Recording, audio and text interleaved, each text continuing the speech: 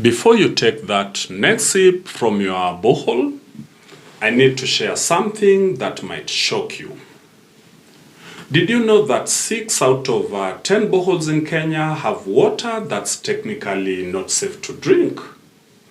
Here's the kicker. It looks crystal clear and tastes absolutely fine. I'm Victor from Bonvic Drilling, and I've spent years drilling across this beautiful country of ours. From the highlands of central Kenya to the coast of Mombasa, I've seen what's really lacking in our groundwater. Today, I'm going to show you exactly what contaminants are hiding in your region, because where you live determines what's in your water. Let me hit you with some eye-opening statistics. Out of 13,000 boreholes analyzed across Kenya, here's what we found. 61%, that's more than half, have fluoride levels above what's considered safe. 1 in 5 boreholes has fluoride levels so high they're basically toxic.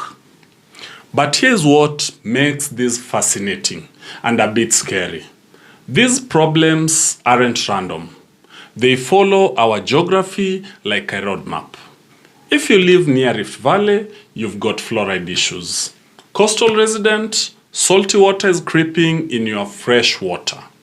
And in mining areas, heavy metals are the villain. Think of Kenya's groundwater like different flavors of contamination.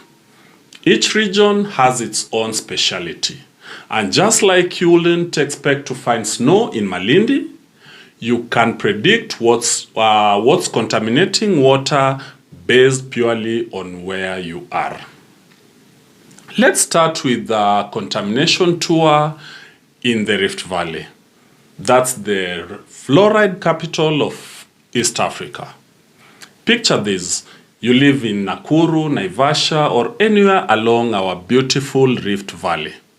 The same volcanic activity that gave us those stunning landscapes also loaded our rocks with fluoride. And when water meets these rocks underground, boom, we get the fluoride soup. Here are the jaw-dropping numbers. In some parts of Nakuru County, we've found fluoride levels hitting 38 milligrams per liter. The safe limit, just 1.5. That's like expecting a shot of espresso and getting hit by 25 shots instead. But wait, it gets worse. Around Nairobi, yes, our capital city, and maybe central Kenya, we are looking at 6 million people potentially drinking high fluoride water daily. That's roughly 1 in 8 Kenyans. Now, what does this mean for your family? For short term, your kids' teeth start showing the brown stains. Long term, we are talking about bent spines, joint problems, and bones that break like dry sticks. I've visited villages where you can spot the fluoride victims just by their teeth and posture. The crazy part? This water often tastes great. Crystal clear, no smell, refreshing, but it's slowly poisoning entire communities. In the Rift Valley, if you are not testing for fluoride, you are playing the Russian roulette with your family's health. Now let's head to the coastal region, that is Mombasa, Malindi, and Kilifi. Paradise, right? Well, paradise has salty problem. Here's what's happening. We are pumping fresh water out of the ground faster than nature can replace it. So guess what moves in to fill that space? Indian Ocean salt water. It's like an invited guest who they don't only crash the party, but also they never leave. The statistics are alarming. In Kilifi County alone, over 70% of boreholes show salty water intrusion. Chloride levels that should be under 250 milligrams per liter are hitting 400, sometimes even 600. That's like drinking diluted seawater. Here's the sneaky part. Saltwater intrusion doesn't happen overnight. It's like that friend who slowly borrows your clothes. First, your water tastes slightly different, then it gets a bit salty. Before you know it, you are basically drinking from the ocean. What's the economic impact? Farmers can't irrigate, businesses can't operate, hotels will struggle with guest complaints. One hotel in Malindi had to install a 2 million shilling reverse osmosis plant because the borehole water was killing their gardens and leaving white residue on everything. And here's the kicker. Once salt water gets into your aquifer, getting it out, it's like trying to unmix milk from tea. Nearly impossible and incredibly expensive. Next stop, let's go to the western region, particularly around Kakamega, our gold mining heartland. Beautiful region, but the water tells a darker story. Mercury levels in some boreholes are 12 times higher than safe limits. The lead and arsenic are party, crashing at levels that will make a chemist's hair stand on end. We are talking about 0.06 milligrams per liter of mercury, enough to cause serious neurological problems. Here's a statistics that should wake everyone up. In Kakamega County, studies found that most boreholes near mining areas have water that's literally unfit for human consumption without treatment. Yet thousands of families drink this water daily because they simply don't know. The scary thing about heavy metals, they are like bad guests. They accumulate. Drink mercury, contaminated water for months, and it builds up in your system. Brain fog, memory problems, kidney issues, these aren't immediate, so people don't connect the dots. I've met families who couldn't understand why their kids were struggling in school, why grandparents were getting confused. The answer was literally in their water glasses. The good news? Heavy metal contamination is treatable. But first, you need to know it's there. Finally, let's talk about our growing urban centers. Let's talk of Nairobi, Kisumu, Eldoret, Mombasa, and those rapidly expanding peri-urban areas.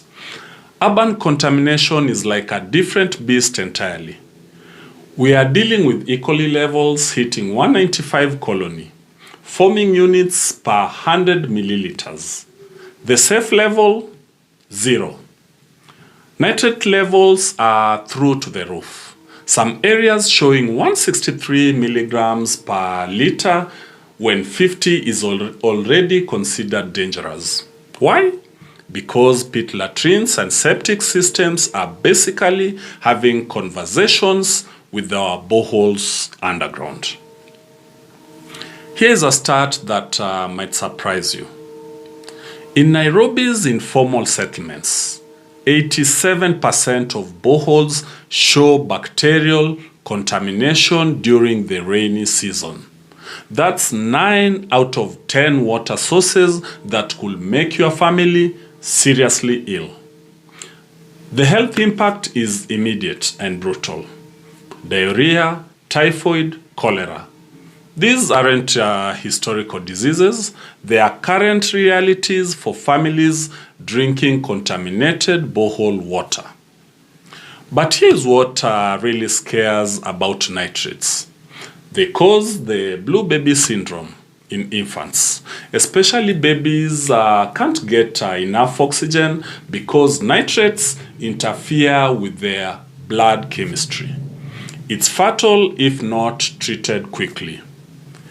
Now, before you panic and start buying bottled water by the truckload, let me share the good news. Of all these problems, they are solvable. First rule, test smart, not randomly. In the Rift Valley, test for fluoride first.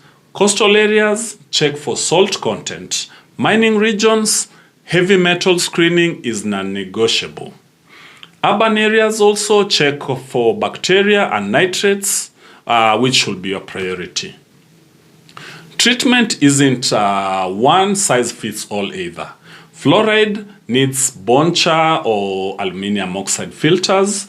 Saltwater intrusion requires reverse osmosis. Yes, it's expensive, but it works. For heavy metals, needs specialized carbon filters. For bacteria, UV sterilization or chlorination system works well. Here's a pro tip. The most expensive treatment is the wrong treatment. I've seen families spend hundreds of thousands of systems that don't address their specific contamination. It's like buying malaria medication for a broken leg.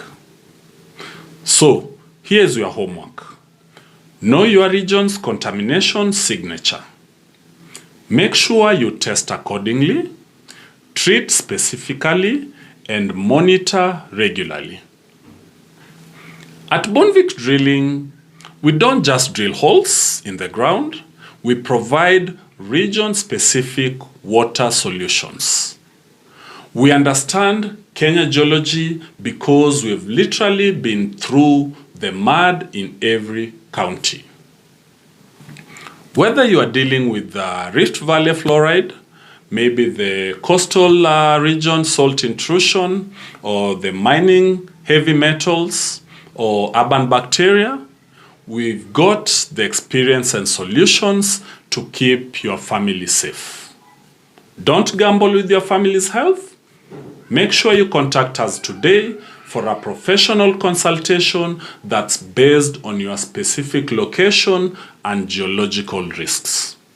Make sure you hit the subscribe if this opened your eyes to Kenya's water reality. And remember, clean water isn't just about drilling deeper, it's about drilling smarter. Stay hydrated, stay safe, and stay informed.